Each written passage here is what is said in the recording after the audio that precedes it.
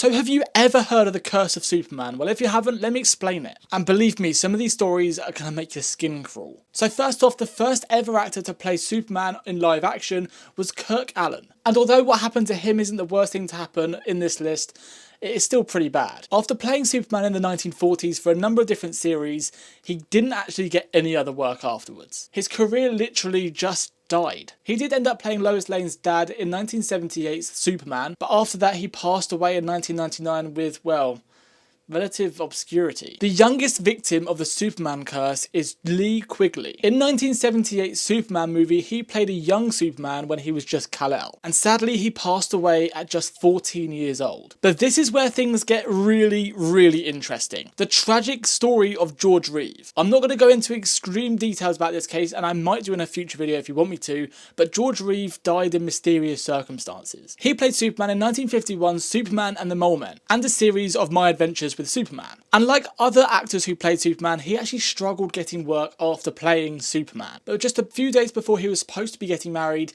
he passed away. And let's just say he did it himself, allegedly. He allegedly used a certain device to unalive himself, but the whole case blows wide open when you realise his fingerprints weren't on the specific device that he used, allegedly, to do it to himself, causing many conspiracy theorists to think maybe he didn't do it to himself. By far the most high profile victim of the Superman curse is Christopher Reeves. He played Superman in 1978's Superman movie, as well as a whole bunch of other movies. He's possibly one of the most iconic actors to play Superman. And in an equine accident, he sadly was paralysed from the neck downwards. But after that, he decided to refocus his energies away from acting towards trying to research spinal cord injuries, in the hope of finding some form of cure or treatment for what happened to him. But sadly, he passed away in 2004 at the age of just 52 years old. There are a few others that are worth mentioning though. Dean Cain, Brandon Routh and Tom Welling, who all played Superman in various different projects. But although they weren't personally injured or passed away, but their careers kind of did. They have all struggled to find work after playing Superman. Although Dean Cain is a little bit different to the other two, bearing in mind he became more famous for expressing his very right-wing opinions. But at least Brandon and Tom both decided to reprise the role of Superman for the big crossover event Crisis on Infinite Earths. But what do you guys think?